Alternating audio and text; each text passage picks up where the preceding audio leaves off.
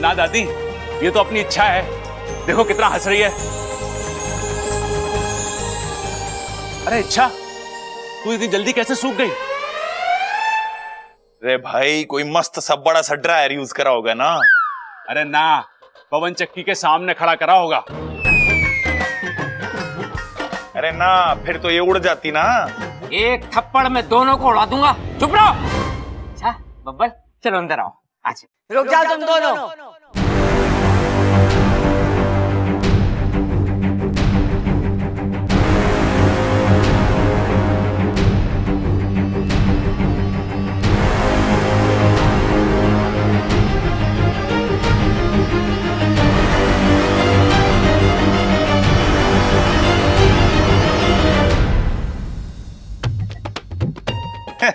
स्वागत है दादी, स्वागत है।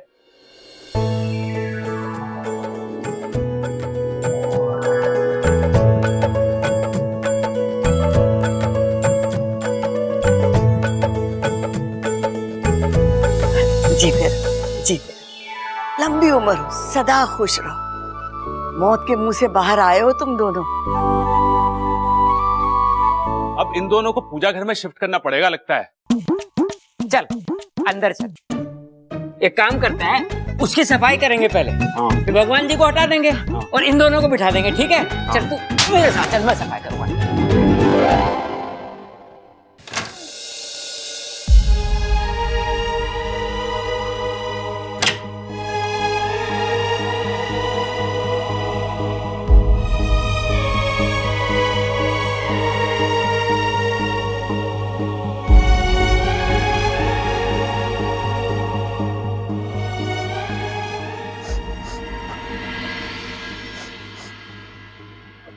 फाकू, तू रो क्यों रहा है? अच्छा तू ठीक तो है ना?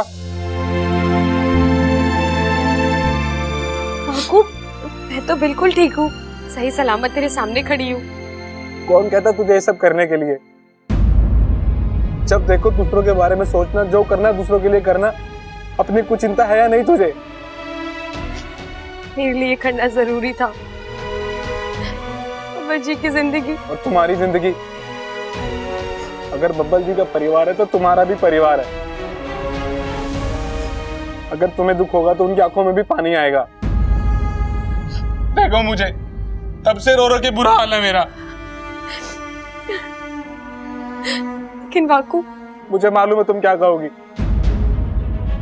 बच्चा थोड़ी हूँ जो रो रहा हूं मैं, लेकिन क्या गुरु रोना आ रहा था। आज साझा प्रत्यर्पण विधि के बाद तुम्हारी जो हालत हुई, मैं डर गया था। एक पल के लिए मुझे ऐसा लगा जैसे मैंने तुम्हें हमेशा के लिए खो दिया है।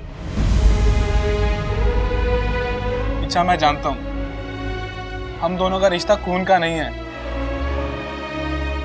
लेकिन कुछ रिश्ते संगत से बनते हैं, जज्बात से बनते हैं, और वो खून से बढ़कर होते हैं। ऐसा ही एक रिश्ता तुम में और मुझ में भी बना है। इसीलिए हर चीज हम आपस में बांटते हैं। मुझे तो आदत सी हो गई अब तुम्हारी इच्छा। किस्मत ने मुझे सगी बहन नहीं दी, लेकिन तुम्हारे रूप में एक मुंह बोली बहन जरूर दी है। मैं तुम्हारे साथ हंस सकता हूँ, रो सकता हूँ, झगड़ सकता हूँ। दागिस्तान से इतना दूर होने के बाद भी मुझे ऐसा नहीं लगता कि मैं अकेला हूँ। मैं तुम्हारे बिना रहने की कल्पना भी नहीं कर सकता। फाकू, मैं वादा करती हूँ, मैं तुझे छोड़कर कभी नहीं जाऊंगी। पक्का? पक्का। और फिर से ये पागलपन तो नहीं करोगी ना? अब ये कहना तो मुश्किल है। मैं जो भी करूं, जहां भी जाऊं, तुझे तंग करने जरूर आऊंगी। बस तुमने इतना कहा, मेरे लिए यही काफी है। चल अब पगले, रोना बंद कर।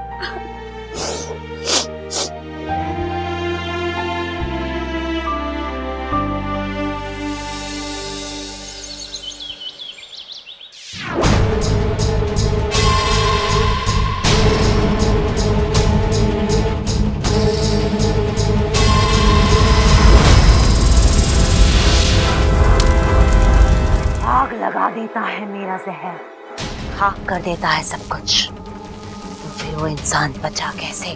कैसे?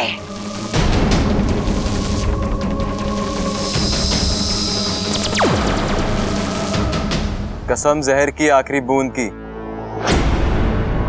आपकी शक्ति जितनी पहले थी उतनी आज भी है।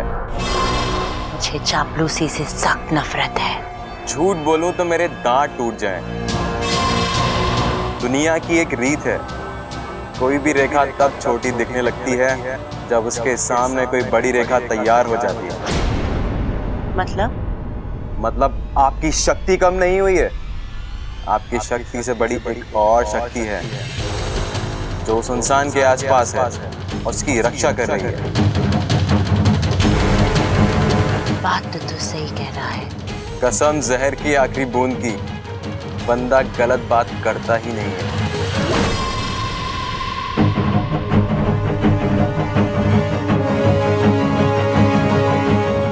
आखिर वो है कौन जो मेरे और मेरे पति के बीच आने की कोशिश कर रहा है?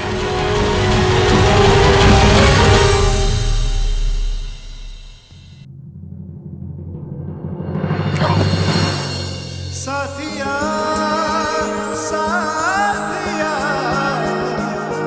मेरे साथिया साथिया साथिया मेरे साथिया। अगर मेरे बस में होता तो मैं अभी आपकी फोटो खींच लेती। क्यों? बस ऐसे। अरे बता मुझे, तो मेरी फोटो क्यों लेनी है? वो क्या है ना, कोई है जो हमारे लाख कहने पर भी शर्माने से मना कर रहे थे और आज वो खुद शर्मा रहे हैं। हट, मैं शर्मा नहीं रहा हूँ, वो तो बस सही। वो तो बस क्या? पता नहीं, अच्छा आज बहुत अजीब सा लग रहा है। ऐसा लग रहा है जैसे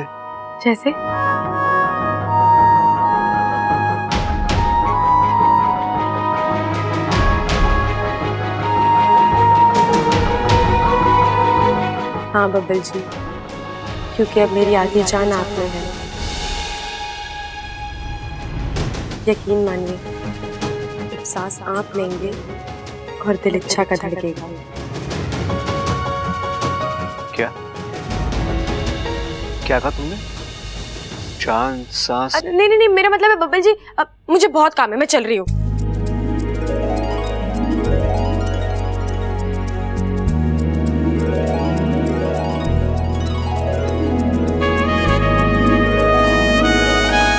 अजीब लड़की है ये, मेरे तो समझ गई बात।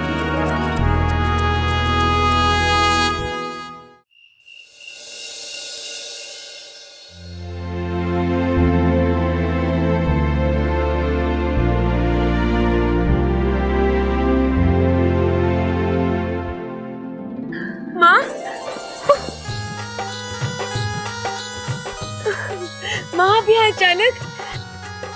तुझसे मिले बिना रहा ही नहीं गया बेटा। तेरी बच्ची ने इतनी बड़ी परीक्षा पार की, तो उससे मिलकर उसे शाबाशी देना तो बनता है ना।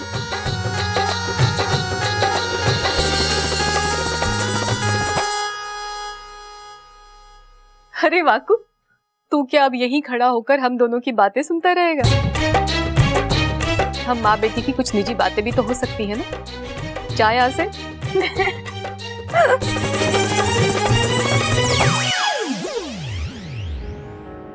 माँ, अच्छा किया जो आप यहाँ आ गई।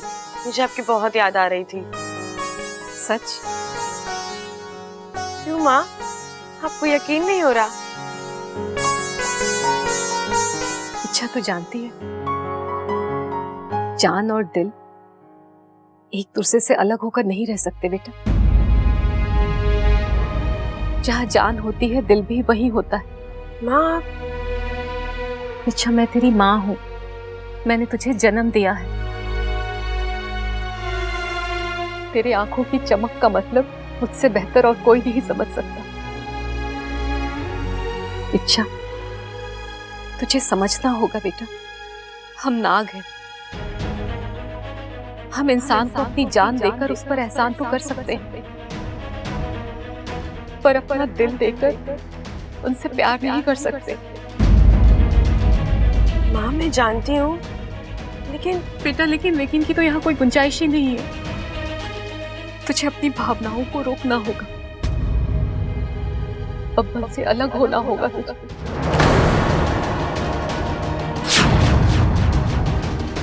देख इच्छा, उनकी दुनिया और हमारी दुनिया एकदम अलग है,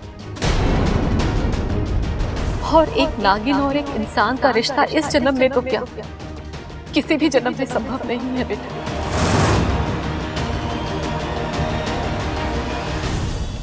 तुम अपनी भावनाओं को यहीं पर रोक लो, क्योंकि इस रास्ते पर तू जितना आगे जाएगी ना, वापस लौटने में तुझे उतनी ही ज्यादा तकलीफ होगी। इच्छा, मेरी बात मान जा बेटा, तेरे भले के लिए ही कह रही हूँ।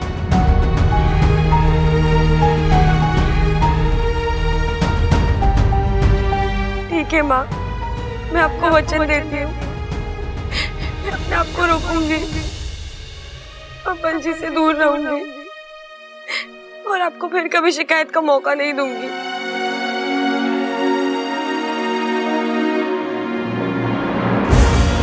रो ले मेरी बच्ची, अपनी भावनाओं को अपने आंसुओं के साथ बह जाने दे। इसमें हम सबकी भलाई है।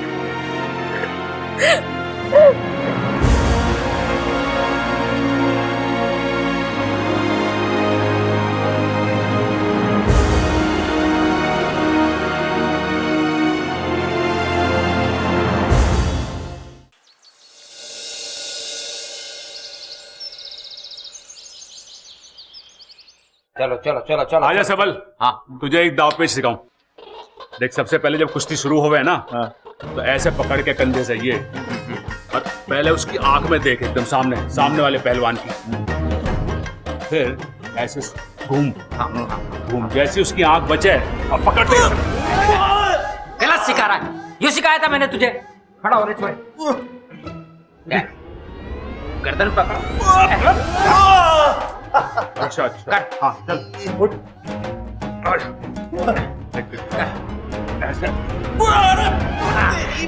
अरे पिताजी, 2-3 दाव मुझे भी लगाने दो, वरना ऐसा ना हो कि मैं मार खाता रह जाऊं और पटक ना आवे मुझे। बैठ भाई, ऐसा है, खड़क सिंह के अखाड़े में कुश्ती करने से कोई खड़क सिंह नहीं बन सकता। मैं अपने इन दोनों हाथों से 2-2 पहलवानों को उठा के पटक दूं, यह हर किसी के बस की बात ना है।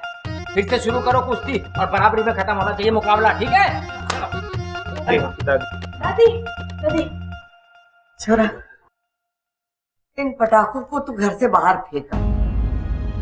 देखा ना कितना बड़ा हादसा हो गया था इनकी वजह से। आज के बाद कोई भी पटाखा ना चलावेगा इस घर में। जी दादी। थैंक यू दादी, अब आपके इस फैसले से ना जानवर और पंछी भी खुश हो जाएंगे।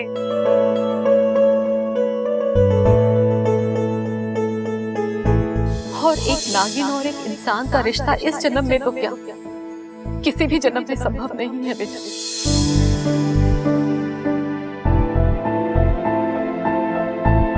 कौशल्या जी, नमस्ते नमस्ते अरे नमस्ते नमस्ते पंडित जी, आज सुबह सुबह कैसे आना हुआ?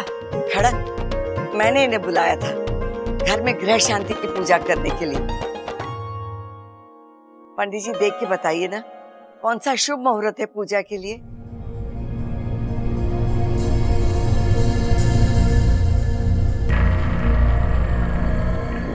कौशल्या जी, अगर आप बुरा ना माने तो एक बात को।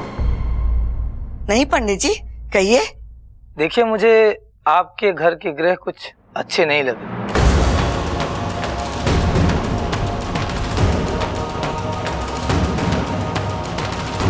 किसी बहुत बड़े संकट के आने की संभावना है। अरे नहीं पंडित जी, वो पड़ोस वाली संभावना को पूजा में ना बुलाएंगे, बड़ी नक चढ़ी है। अरे हाँ पंडित जी, हम दोनों स्मार्ट लोंडो को बेवकूफ कह रही थी वो। शैल्या जी, फिलहाल आपके घर पे बुराई का घनघोर साया है।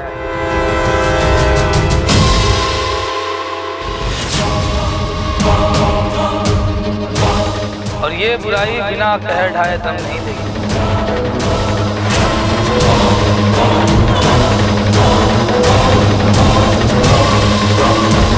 देखिए, मेरा काम था आपको चेतावनी देना, मैंने वो कर दिया। बाकी का काम आपको बाद में बता दूँ। या मिलते। नमस्ते नमस्ते नमस्ते। आशु, पंडित की बातों पे ध्यान मत दो, ये अगरबत्ती करता रहता है। जी नमस्ते।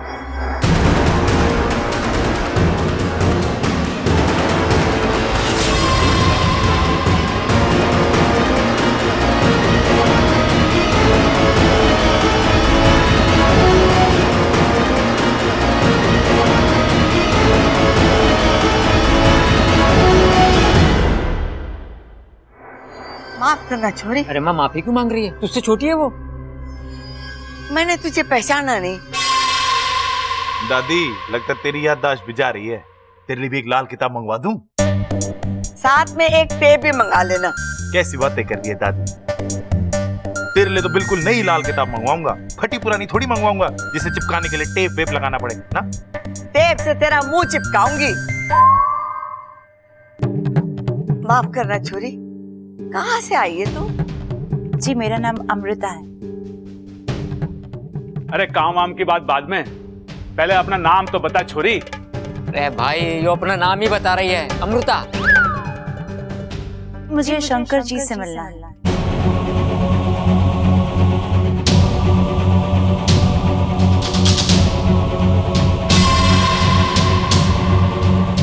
शंकर? कौन शंकर? अरे दादी, ये शंकर जी पे दूध चढ़ाने के लिए आई होगी। नुक्कड़ वाला मंदिर बंद होगा, इसीलिए हमारे मंदिर में दूध चढ़ाने आई होंगी आप, है ना जी? जी नहीं, मैं वो मंदिर वाले शंकर जी की बात नहीं कर रही। अरे हमारे यहाँ तो वही शंकर जी हैं, वरना हिमालय जाना पड़ेगा। एक काम कर, तू इसको अपने साथ लेके चला जा, आराम से घुमाना और दर्शन करवा देना, ठीक है? ठीक है पिताजी। ममता, मेरा लाठी और कंबल लेकर आ जा।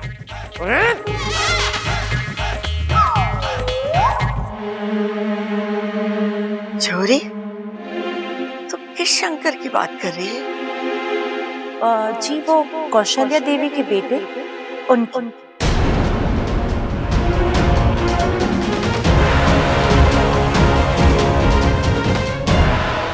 तू शंकर को कैसे जानती? जी 30-35 साल पहले मेरे पिताजी को वो पहाड़ के नीचे बहुत जख्मी हालत में मिले थे। फिर वो उन्हें घर ले आए, बहुत देखभाल की मेरे पिताजी ने उनकी। काफी समय तक वो हमारे साथ ही थे। हमारा शंकर जिंदा है। हमारा शंकर जिंदा है। हे भगवान, तूने इस दुखियारी माँ की सुन ली। माँ, भैया जिंदा है, भैया जिंदा है।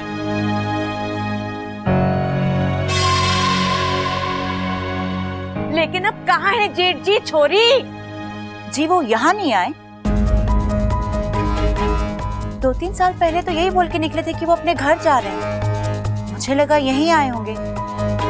छोरी, शंकर तो यहाँ ना है। लेकिन दादी अच्छा है, उनकी सलामती की खबर तो आ गई। अब शंकर ताऊजी भी जल्दी आ जाएंगे। जी याद आया, वो ये बोल के निकले थे कि वो घर आने से पहले कोई काम निपटा के ही घर आएंगे। हो सकता है कि वो काम करने गए हों। कैसा काम? जी वो तो उन्होंने मुझे नहीं बताया।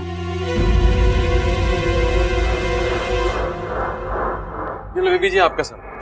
अरे ये सामान यहाँ पर क्यों ले आए हो?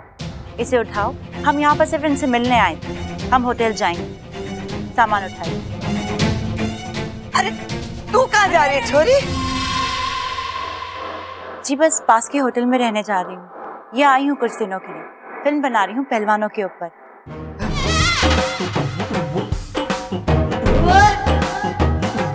शंकर अंकल हमेशा कहते थे कि हमारा गांव पहलवानों के लिए मशहूर है, तो सोचा यहाँ पर आके कुछ रिसर्च कर लेती हूँ और शंकर अंकल से भी मिल लेती हूँ। हाँ, सिर्फ पहलवानी के लिए ना है, मेहमान नवाजी के लिए भी बहुत मशहूर है। हाँ जी, शहर में किसी के भी घर चले जाइए आप, वो आपकी बहुत अच्छे से मेहमान नवाजी करेगा। और तू क्या करेगा?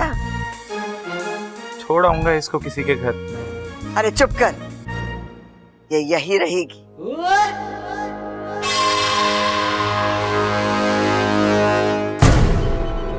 ये नहीं जानते कि इनको ये मेहमान नवाजी कितनी महंगी पड़ी।